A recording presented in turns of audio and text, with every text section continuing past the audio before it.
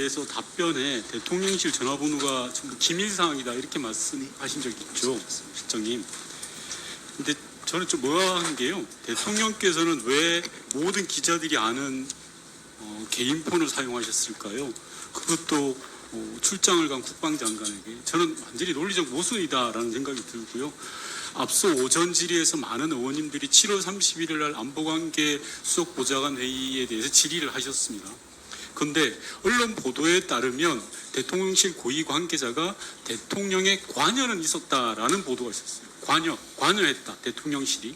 대통령이 2번이나 관여했다라는 보도를 본 적 있으세요, 실장님?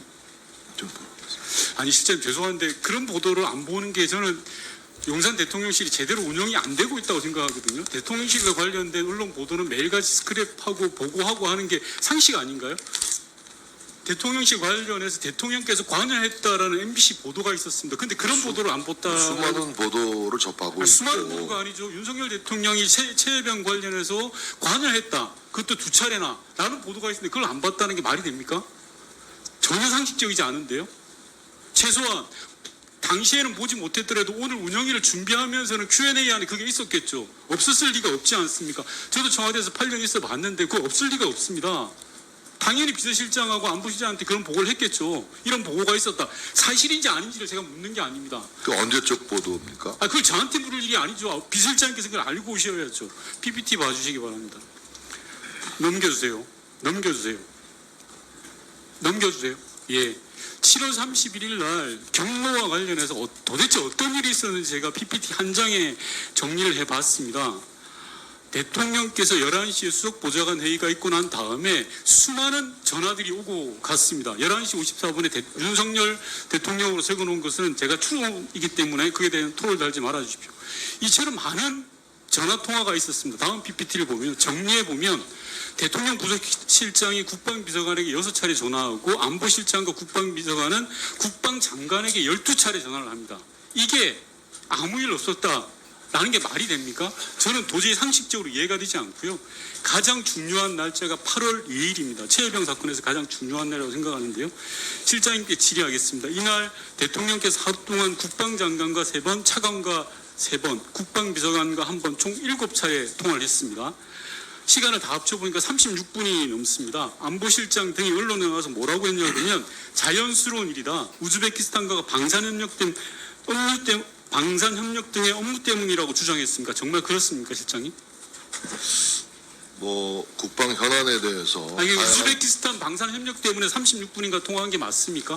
제가 구체적인 내용은 확인하지 못했습니다. 실장님, 내용을 확인 안 하면 오늘 운영에 왜 오신 겁니까, 도대체? 최소한 내용을 확인하고 이 자리에 계셔야 되는 거 아니에요? 오전에도 계속 비서실장님, 안보실장님 모든 참석자가 다 그럽니다. 기억이 안 납니다. 모릅니다. 기억해서 오셔야 되는 게 오늘 이 자리예요. 다시 묻겠습니다. 안보실장 등이 언론에 나와서 자연스러운 일이다. 우즈베키스탄과의 방산협력 등 업무 때문이라고 주장했습니다. 정말 그렇습니까, 실장님? 그 시점에 지금 지적하신 시점에 아닙니다에 대해 좀 짧게 이야기하죠. 충분히 말씀할 기회를 나중에 드리겠습니다. 우즈벡과 관련된 안보 현안, 외교 현안이 다루어지던 시점은 맞습니다. 다음 PPT 봐주십시오.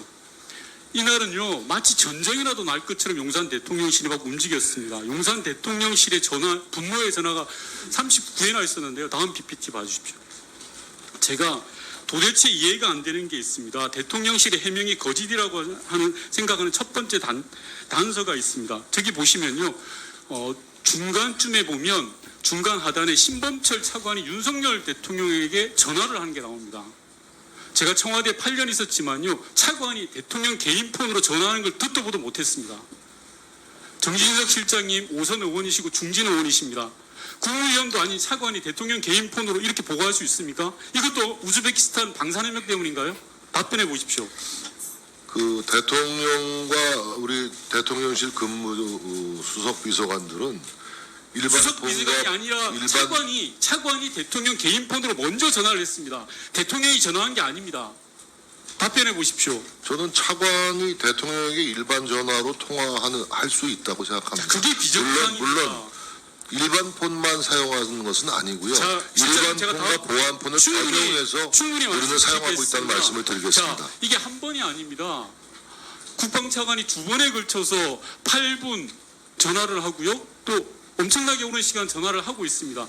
도저히 상식적이지가 않죠. 그리고 제가 생각할 때는 차관에 통화는 윤석열 대통령이 이종섭 장관에게 전화한 직후에 일어난 일입니다. 대통령의 전화 지시를 받은 장관이 차관을 시켜서 당시 상황들에 대한 이행을 보고했을 가능성이 매우 높다라는 게 제게 상식적인 추론입니다. 실장님 어떻게 생각하는지 모르겠습니다. 저는 차관과 장관과의 전화 소통이 비정상이라는 지적에 동의하기가 당시에 어렵습니다. 전쟁이라도 난 것처럼 무려 39번이나 서로 전화 통화를 했습니다. 이게 아무 일이 없었다고요? 이게 우즈베키스탄하고 관련된 방사능력의 일이라고요? 지나가는 초등학생도 이런 상황에 대해서는 인정하지 않을 겁니다.